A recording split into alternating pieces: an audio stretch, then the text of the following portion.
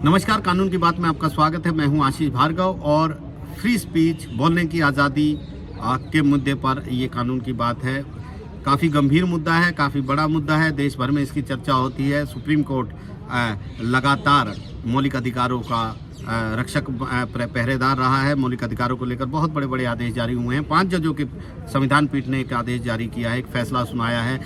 मुद्दा ये था कि क्या उच्च पदों पर, सरकारी पदों पर बैठे हुए लोग, राज्य सरकार के, केंद्र सरकार के मंत्री, विधायक, सांसद, क्या उनकी बोलने की आज़ादी पर कुछ अतिरिक्त पाबंदी होनी चाहिए आम लोगों की तुलना में, क्योंकि वो उच्च पदों पर बैठे हुए लोग हैं। तो ऐसे में क्या उनके बोलने की आज़ादी, अभिव्यक्ति की आज़ादी पर ज़्यादा पाबंदी होनी चाहिए, ये मुद्दा था। और ये मुद्दा इसलिए उठा कि कुछ साल पहले यूपी के बुलंदशहर में एक गैंगरेप हुआ था और उस गैंगरेप के बाद आज़म खान जो उस समय वहाँ पर मंत्री थे, उन्होंने एक बयान दिया था कि ये सरकार के खिलाफ एक साजिश है।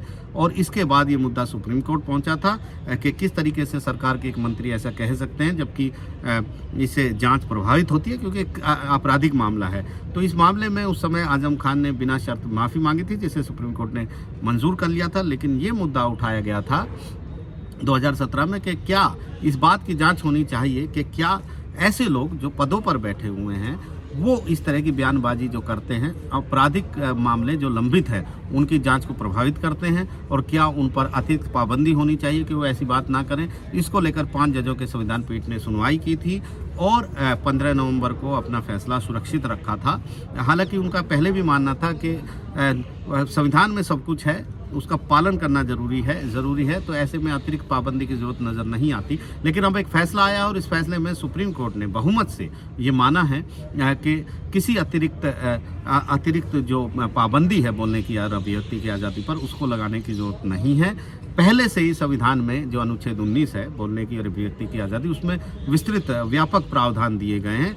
इसके अलावा जो मंत्री या उच्च पद पर बैठा हुआ व्यक्ति कुछ बोलता है तो ज़रूरी नहीं है वो सरकार के भी वही बयान है, ऐसा कहा गया है। और आपराधिक लंबित मामले में उसका कोई इस आपराधिक जो आधिकारिक बयान इसे नहीं माना जा सकता, उसका कोई प्रभाव नहीं पड़ता है। लेकिन यहाँ पर भी जिस तरह नोटबंदी में जस्टिस बी.वी. नागरत्ना ने असहमति जताई थी कुछ मुद्दों पर, यहाँ भी जस्टिस नागरत्ना ने अपनी असहमति बहुमत के फैसले से जताई है और अपना अलग से एक फैसला लिखा है जिसमें बहुत सारी बातें लिखी हैं। ये तो उन्होंने भी मान ली, सहमति जताई है कि अतिरिक्त पाबंदी की ऐसे लोगों पर, उच्च पदों पर बैठे लोगों पर के अधिकारों पर अतिरिक्त पाबंदी लगाने की जरूरत नहीं है। लेकिन बहुत सारी चीज़ों में उन्होंने असहमति जताई है और ख़ास तौर पर हेट स्पीच को लेकर उन्होंने काफ़ी कुछ लिखा है। कहा कि जो हेट स्पीच है वो देश की जो सामाजिक ताने बाने, भाईचारा इसके ताने बाने पर सीधे प्रहार करते हैं,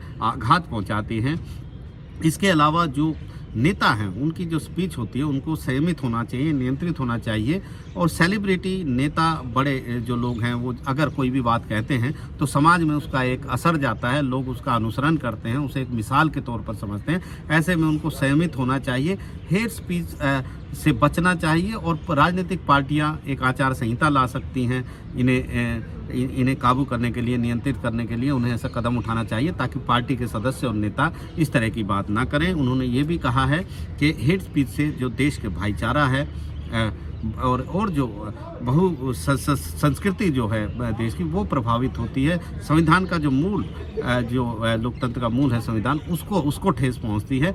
और ऐसे में सभी को ये प्रयास करना चाहिए, जो मौलिक कर्तव्य उनके हैं, कि देश की एकता, अखंडता को बचाने के लिए, भाईचारे को बचाने के लिए उन सब की जो ड्यूटी है उसका पालन किया जाए। ये बड़ी बात उन्होंने अपने फैसले में कही है। और कुछ ये भी कहा है कि जो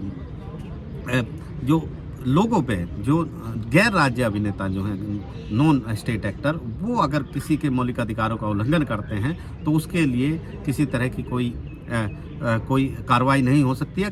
पार्लियामेंट जो है वो कोई कानून ज़रूर ला सकती है। इस मुद्दे पर भी वो थोड़ी अलग रही हैं, उनकी ये राय अलग रही है कि जो मंत्री का जो बयान है वो सरकार का बयान नहीं माना जा सकता। उनका कहना है कि 2 तरह के बयान होते हैं। अगर कोई मंत्री, उच्च पद पर बैठा व्यक्ति अपनी निजी हैसियत से कोई बात कहता है तो वो सरकारी आधिकारिक बयान नहीं है। लेकिन अगर वो मंत्री के तौर पर आधिकारिक तौर पर कोई बयान जारी करता है तो निश्चित तौर पर वो एक सरकार का बयान हो जाता है। तो ये काफ़ी अहम बात है। जब हेट स्पीच के ऊपर उन्होंने काफ़ी कुछ कहा है, समाज के ताने बानों को कैसे हेट स्पीच प्रभावित करती है, कैसे उस पर नियंत्रण करने की ज़रूरत है। इंडिया जो कि भारत है उसको बचाने के लिए, उसकी एकता, अखंडता, समरसता को बचाने के लिए किस तरीके से आगे बढ़ा जा सकता है, ये जस्टिस नागरत्ना ने अपने फैसले में बताया है। तो ये काफ़ी अहम फैसला है। हालांकि ये एक एक्सरसाइज थी, एक अभ्यास था जो सुप्रीम कोर्ट ने किया है, लेकिन काफ़ी अहम है ऐसे मोड़ पर जहां पर हेट स्पीच के दर्जनों मामले सुप्रीम कोर्ट में लंबित हैं।